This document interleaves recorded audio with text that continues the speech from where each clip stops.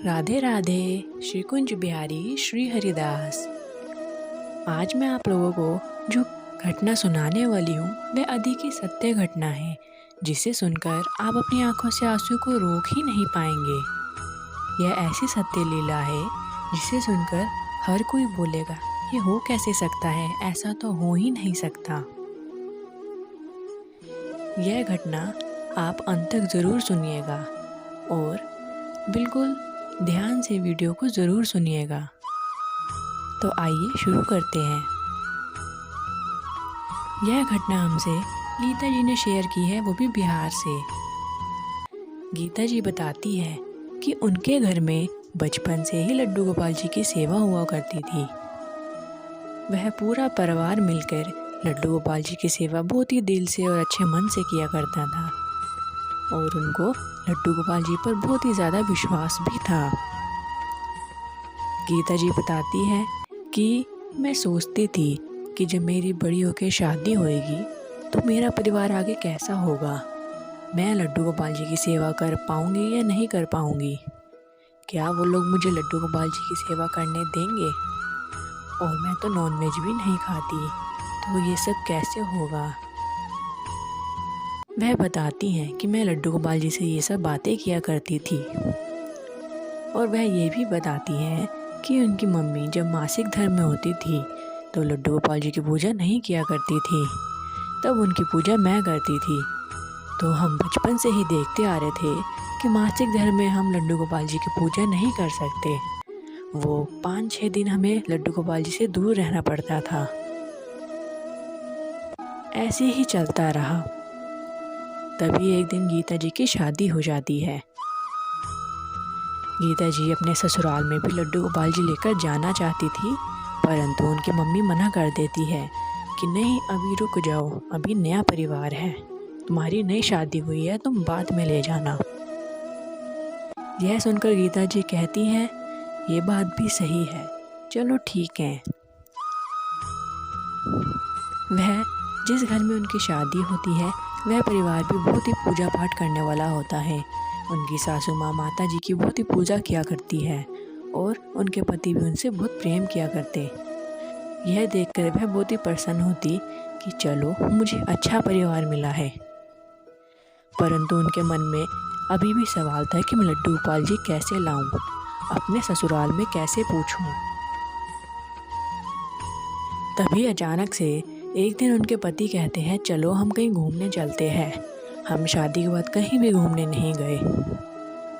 तभी गीता जी के मन में सवाल आता है, अब ये कैसा चमत्कार है, मैं सोच ही रही थी कि मैं इन्हें बोलूँगी, पर इन्होंने खुद ही घूमने का बोल दिया। तभी गीता जी घूमने के लिए वृंदावन बताती है कि हम वृंदावन चलते हैं।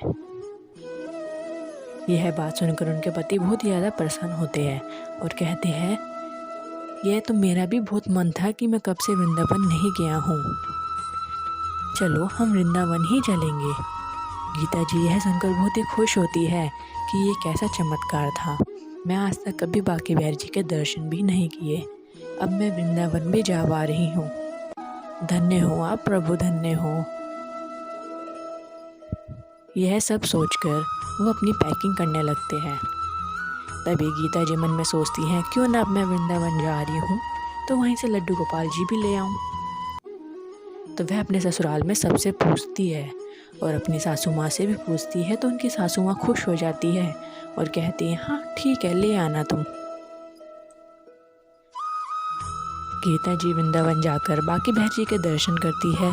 तभी वह लड्डू गोपाल जी भी वहाँ से ले लेती हैं। उनके सारे पोशाक, श्रृंगार का सामान, सब कुछ वह ले लेती हैं। और जब वह लड्डू गोपाल जी घर पर लाती है तो सभी बहुत ही ज़्यादा खुश होते हैं और लड्डू गोपाल जी को बड़ी दिल से विश्वास से सेवा करते हैं।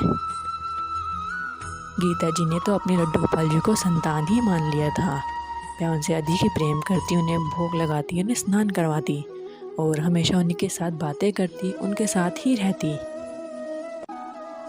परंतु जब वह मासिक धर्म में होती तब उनकी सास उनकी पूजा किया करती, वह लड्डू गोपाल जी के पास तक भी नहीं जाती। यह सोचकर वह बहुत ही ज़्यादा दुखी होती है, ऐसा क्यों होता है कि मैं लड्डू गोपाल जी के पास भी नहीं जा पाती हूँ। परंतु कहते हैं ना कि भगवान जी हमें कुछ न कुछ इशारा ज़रूर करते हैं। देखिए मेरे प्रभु की लीला, उन्होंने खुद ही मेरे तक यह बात पहुँचवाई। एक दिन मेरे घर के बाहर दूध वाली आंटी आई। वह दूध देने आती थी और वह बोलती हैं, क्या हुआ, तुम आज लड्डू गोपाल जी की सेवा नहीं कर रही? तभी गीता जी कहती हैं, नहीं, मैं मासिक धर्म में हूँ, मैं अभी लड्डू गोपाल जी की सेवा नहीं कर सकती। तभी दूध वाली मुस्कुराते हुए कहती है, ऐसा कुछ नहीं होता, मैं तो मासिक धर्म में भी अपने लड्डू गोपाल जी की सेवा करती हूँ, क्योंकि मैं तो उन्हें अपना पुत्र मानती हूँ, उन्हें भगवान नहीं। और अपने बच्चों को कोई भूखा कैसे रहने दे सकता है। मैं तो उनकी मासिक धर्म में भी रोज़ पूजा करती हूँ और उन्हें भोग भी लगाती हूँ।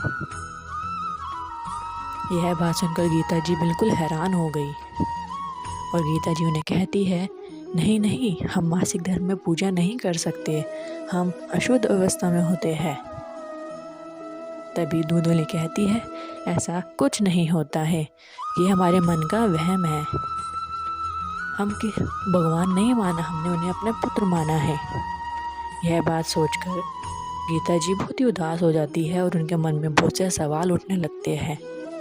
यह बात अपनी सासू माँ से कहती है वो, पर उनकी सासू माँ मना कर देती है कि नहीं, जो पहले से चलता आ रहा है वही चलेगा। फिर वह अपने मायके में भी बात करती है, परंतु मायके में भी सब मना कर देते हैं कि ऐसा कुछ नहीं होता। ऐसे ही करते करते 6 महीने बीत जाते हैं और गीता जी जो घर वाले कहते हैं वही करती हैं। वह उनकी पूजा नहीं करती मासिक धर्म में, वह बस दूर से बैठकर देखती और कान्हा जी को कहती, हे प्रभु, ये कैसी लीला है कि मैं आपके पास भी नहीं आ सकती हूँ। यह सोचकर वह बहुत ही परेशान रहती।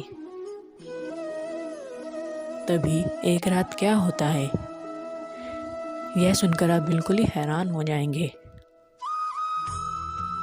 एक दिन गीता जी रात को सो रही होती है, तभी उन्हें 4:30 बजे सपना आता है सुबह के कि लड्डू गोपाल जी को उनकी सास भोग लगा रही है हलवे का और गीता जी बाहर बैठी हुई है मंदिर के। परंतु गीता जी अंदर नहीं जा सकती, वह बाहर से ही देख रही है उनको और सोच रही है, क्यों मैं अंदर क्यों नहीं जा पा रही हूँ प्रभु, ऐसा क्यों होता है। तभी लड्डू गोपाल जी कहते हैं, मैया, ओ मैया, तुम अंदर आओ ना, मुझे खाना खिलाओ। यह सुनकर गीता जी सपने में ही रोने लगती है और कहती है, क्या ये सच है या सपना है? क्या मेरे लड्डू गोपाल जी को मेरे हाथ से ही भोजन करना है? वह किसी और के हाथ से भोजन ही नहीं करते, उनका पेट ही नहीं भरता।